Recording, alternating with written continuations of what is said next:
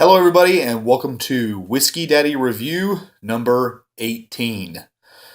Today, as I promised last time, we're going to be doing the Jack Daniel's single barrel strength. Now, I don't know if you can see the strength on that one. Maybe you'll get it. 128.1 proof right there. 64.05% alcohol. Doesn't really give. The barrel number is 15-5633. The bottling date was 10/6/2015. Rick number was L20. And that's really the only information that I get on this bottle right here. Again, 64.05% ABV.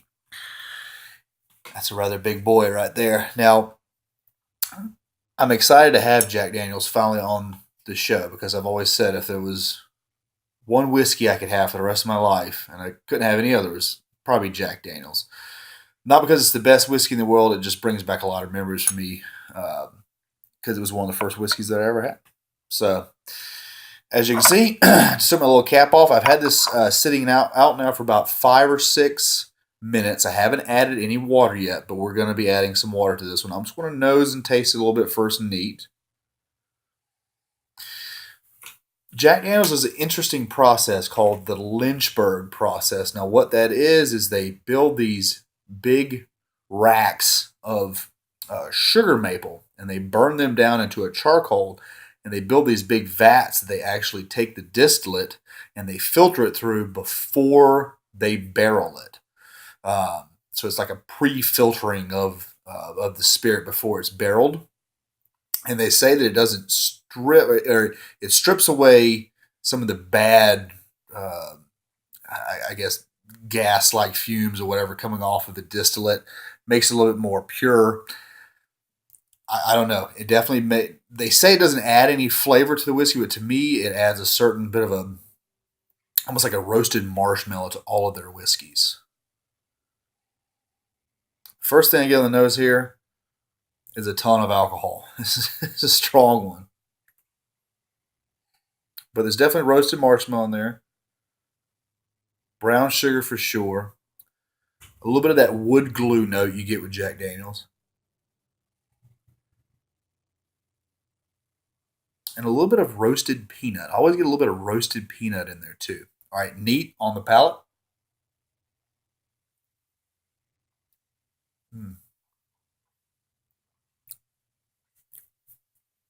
Ooh. Wow. That's a strong whiskey. It arrives so soft. Really sweet. A blend of brown sugar, a little bit of that peanut oak, rich oakiness. And now the finish is just now stopping. And I'm starting to get some of that roasted marshmallow, almost like a chocolatey note, maybe a little bit of coffee, and a ton of this just beautiful caramel.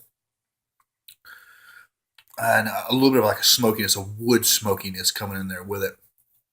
I'm going to add a little bit of water. Now, this is one you don't have to be afraid of the water with. So that's a full ml of water going into that pour. I did pour a good bit in there. got a little happy with the pour. When you're pouring a good whiskey, sometimes you just can't stop. And instantly on the nose, it brings out more of that peanut note and more of the caramel. It's very light caramel. Not like a burnt sugar, a very light one. Light brown sugar, light caramel. I'm also getting a little bit of leather in there now. Some of those notes we associate with a really well done whiskey. Jack Daniel's is really showing off at this point that they can make a top quality bourbon.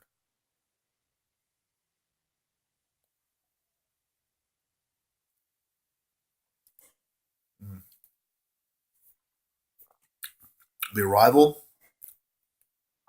is still just as sweet, but the development's a little bit more measured. I get a little bit of the oak in the development.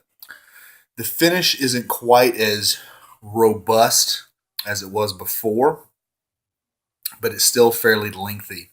I'm still waiting to get that roasted marshmallow, and even a slight hit of not just roasted peanuts, but like a peanut butter almost in there. I'm getting hint, a hint of rye in there. Again, their blend is very, very, very low rye, but I'm getting a ton of that leather now. Now that it's starting to open up, that leather is just really starting to pop out.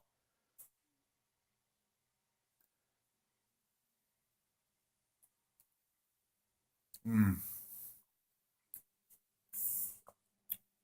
Now I'm also starting to get a little bit of milk chocolate right in the middle of the development. Not really dark chocolate. It's not really bitter. It's very sweet. Almost like milk chocolate caramel, maybe even a little bit of sea salt in there. God, it's a delicious whiskey. And it's a whiskey you can spend a lot of time with. It has so much depth. You can keep adding water. You can keep finding certain things in it. To tell you the truth, though, I like it with a little less water than I put in, or even neat, especially in the beginning, just because I love that super robust finish it has. And this, you just sit there and like 10 or 20 seconds after swallowing the whiskey, you get this huge like rush of like wood and brown sugar and caramel.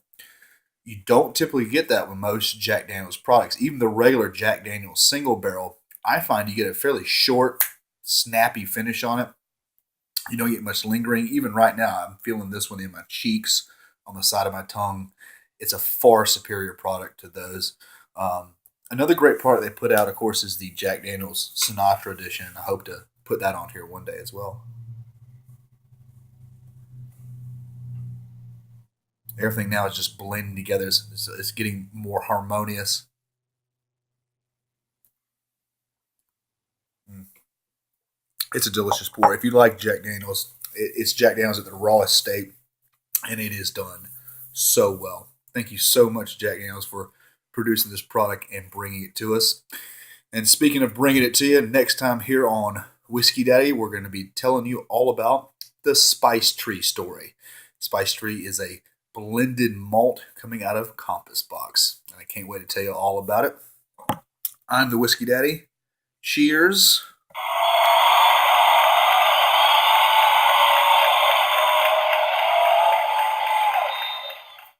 See you guys next time.